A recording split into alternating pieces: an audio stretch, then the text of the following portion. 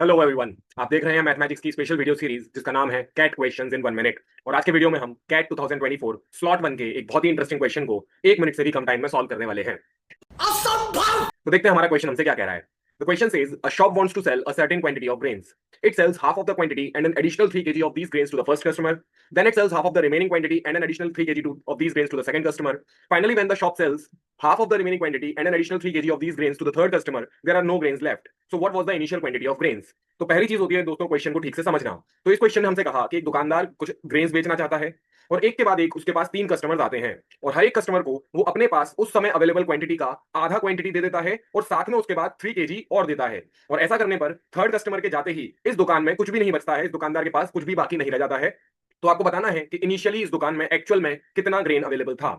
तो इस पॉइंट पे अब अगर आप खुद से इस क्वेश्चन को सॉल्व करना चाहते हैं तो वीडियो को पॉज करके एक बार अटेम्प्ट करें और देखें आप इस क्वेश्चन को 1 मिनट से कम टाइम में सॉल्व कर पा रहे हैं या नहीं कर पा रहे हैं। बाकी लोग मेरे साथ बने रहें और देखते हैं कैसे इस क्वेश्चन को हम 1 मिनट से कम टाइम में सॉल्व करेंगे। तो सबसे पहले मैं आपको बताऊं, इस क्वेश्चन को मैं मानता हूं अगर थोड़ा भी कॉम्प्लेक्स रखना होता तो थीटा में इस क्वेश्चन को दिया जाना था, जहां पर क्वेश्चन के साथ ऑप्शंस गिवन नहीं होते हैं। बट क्योंकि इस क्वेश्चन में ऑप्शंस गिवन है तो ये एक ऐसा सैंपल है हमारे लिए जो बताता है कि कैट के काफी सारे क्वेश्चंस के ऑप्शन भी उस क्वेश्चन का ही पार्ट होते हैं अगर आप स्मार्टली उनको यूज करना जानते हैं तो ध्यान से, क्योंकि इस क्वेश्चन में ऑप्शंस गिवन है, मैं आपको इस क्वेश्चन को बिना पेन उठाए एक्चुअली देखें तो आधे मिनट से भी कम टाइम में सॉल्व करके दिखा सकता हूं। बट फिर भी आपको समझाने के लिए मैं पेन की मदद से बताता हूं कि कैसे इस क्वेश्चन को हम 1 मिनट के अंदर सॉल्व करने वाले हैं। तो अगर हम मान लें कि उस दुकान में 18 kg ग्रेन था स्टार्टिंग में, तो पहले कस्टमर को हमारे शॉपकीपर ने 9 kg ग्रेन्स दिए होंगे और 9 kg ग्रेन्स बचे होंगे। ठीक है। अब इस 9 kg में से उसने 3 kg और भी दिया है, ये भी हमें पता है, यानी पहले कस्टमर के जाने के बाद बच गया 6 kg। फिर इस 6 का हाफ दिया होगा उसने सेकंड कस्टमर को, यानी 3 kg। और जो 3 kg बचा उसमें से फिर उसने जो एक्स्ट्रा 3 kg दिया तो हो गया 0। बट इस क्वेश्चन का आंसर ऑप्शन ए नहीं है, क्योंकि 0 आंसर आ गया तो ऐसा बिल्कुल नहीं सोचना है, क्योंकि इस प्रोसेस में हम देख पा रहे हैं कि सिर्फ 2 ही कस्टमर्स को ये सामान दिया गया है। सो 18 is not the correct answer. Similarly हम 36 चेक करेंगे तो 36 का हाफ यानी 18 दे दिया, 18 बचा।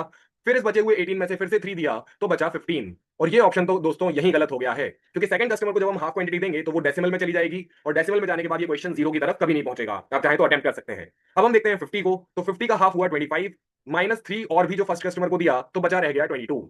फिर 22 का हाफ 11, उसमें से फिर माइनस 3 तो बचा रह गया 8, और फिर 8 का हाफ हुआ 4 और उसमें से गया 3 तो बचा 1।